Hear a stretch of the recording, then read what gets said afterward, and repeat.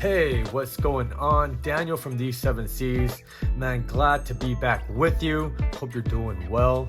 Today I wanted to show off this guy. Now, you probably know this. This is the Oz Roosevelt. This is my second Roosevelt that I've had in my collection. I stupidly sold my first one, and of course I needed to get another Rosie back in my collection, so I ended up grabbing this guy from the Facebook group. Now, if you're wondering where's the best place to snag a Rosie on the second day, I would say Knife Swap. I see these regularly on there for a pretty reasonable price, $700 to $800, maybe $900 depending on the configuration, and also their Facebook group. I see them on sale pretty regularly, so they're not hard to get. Now, if you're trying to score a lotto, that might be a different story, but even then, I heard it's not that hard because they're pumping out these guys in more and more volume. I wouldn't say it's like a large volume, but definitely more than they have in the past. Of course, they are bringing out the XLs as well, so I've seen more of those in the wild recently. But to me, the original Rosie is a perfect EDC. One of the biggest kind of, I wouldn't say complaints, but maybe gripes about the Rosie XL is just, it's enormous. It is, what I've seen in pictures is that it is not just a little bit bigger than this guy, it's just like a huge jump bigger than this guy. So because for me this is a perfect size, I don't really have a hankering for a Rosie XL. But yeah, anyways, as you can see, this is the radial pattern. Now, the first one that I had was the radial frag, and I really liked it, but I actually like this milling pattern a little bit more. And I love how it came with this darkened kind of hardware backspacer, pocket clip, and that pivot. Man, it just kind of gives it a very kind of the low-key, subtle visual aesthetic. And then you got this awesome slicer of a blade. Now, out of all the knives that I've been rocking recently, dang, this thing cuts, honestly, probably one of the best cutters in my collection. It's just, it is a worker of a knife. It feels very good in the hand. Now, I'm gonna keep this video short because I know I already done a review on this knife, but I did want to just talk about kind of the different milling pattern. Now, Oz Machine Company, I love the fact that they have different like milling patterns out there. You got the, like I said, the radial frag, you got the radial, you got the plain Jane, you got the golf putter, you got, there's like different configurations out there, different hardware, blade finishes, handle finishes, all that. So I love that there is a configuration for anyone and everyone out there, depending on what you're looking for. To me, this is probably like my ideal configuration. I do love their stonewash finish. It's just very well done, very tastefully done. I missed this action. I missed this so much. Gosh, this knife is so perfect in every way.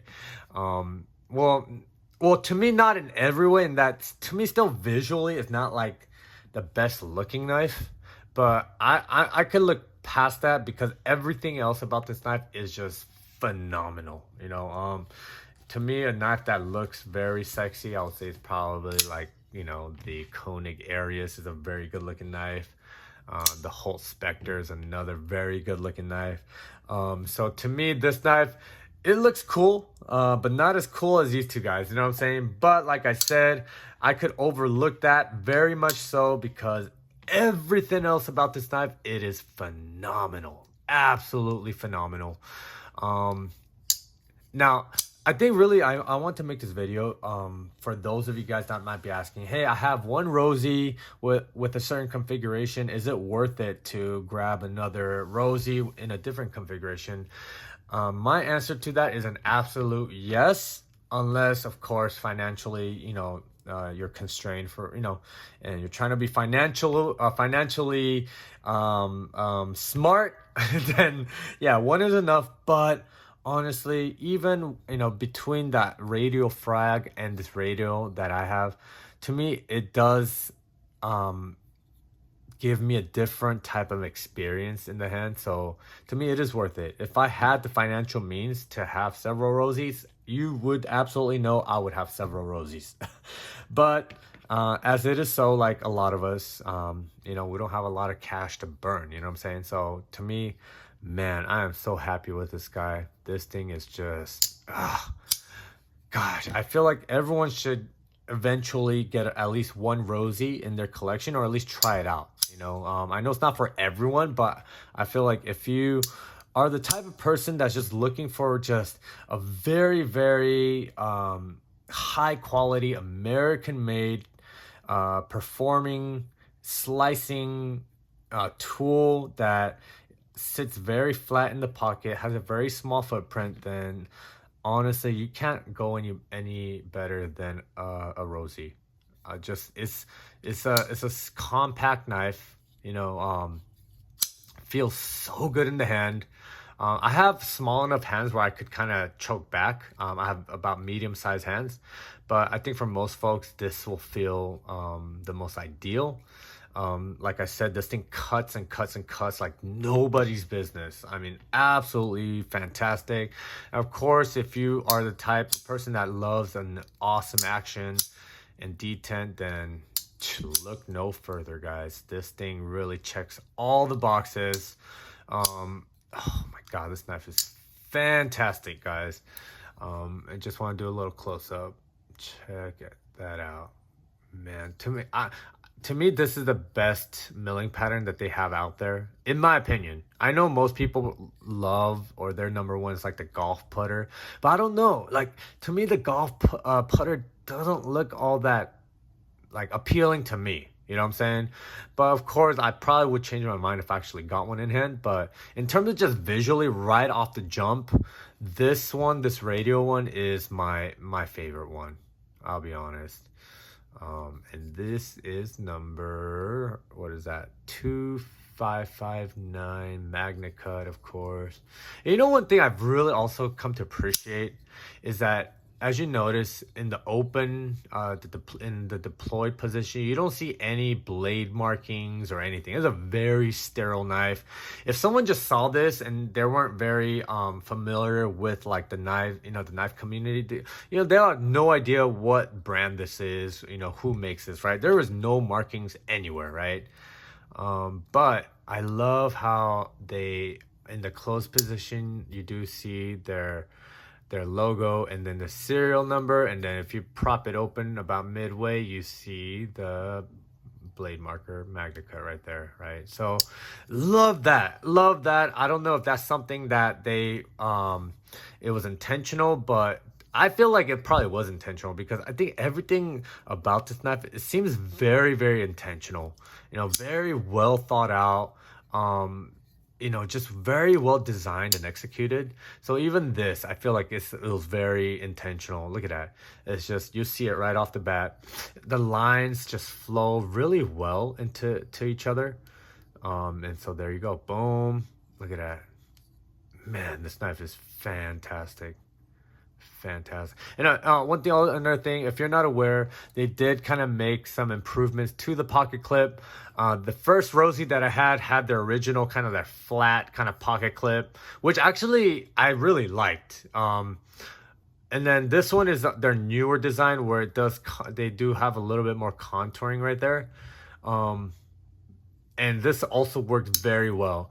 Between the two pocket clips, what do I prefer? Interestingly enough, I do prefer their original pocket clip design, that flatter kind of pocket clip, just because this is a very flat knife, and I feel like just in terms of design aesthetic, I think a flat pocket knife kind of complements the flatness of this knife in general. But honestly, in hand, I don't really feel a difference. That contouring on the pocket clip, I don't feel it any better or worse than the original pocket clip design. But it's awesome that they are doing stuff like this where they are making these small kind of tweaks and refinements.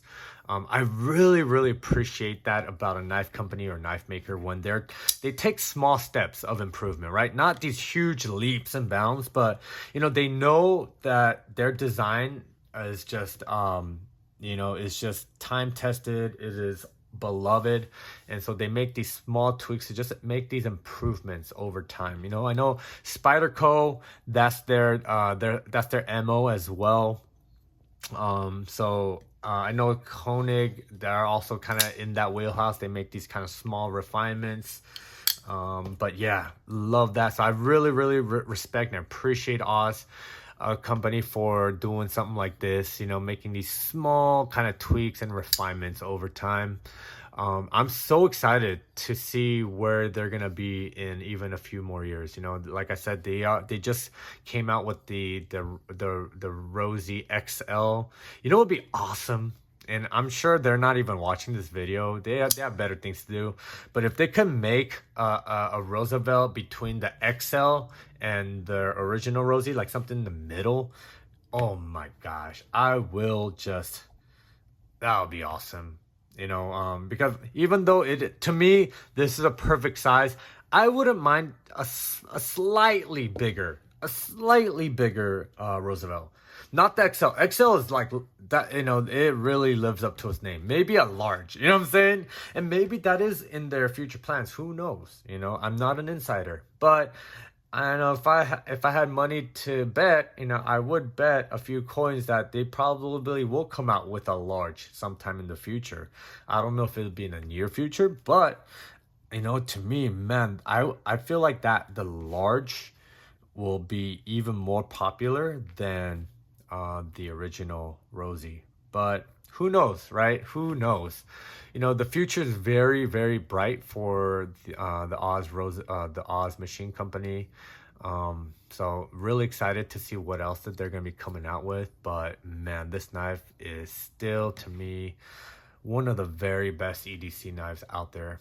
With that being said, man, would love to hear your thoughts, your comments, and your questions. Just drop them down below. If you see what you're liking, feel free to like this video and subscribe. With that being said, I will see you guys later.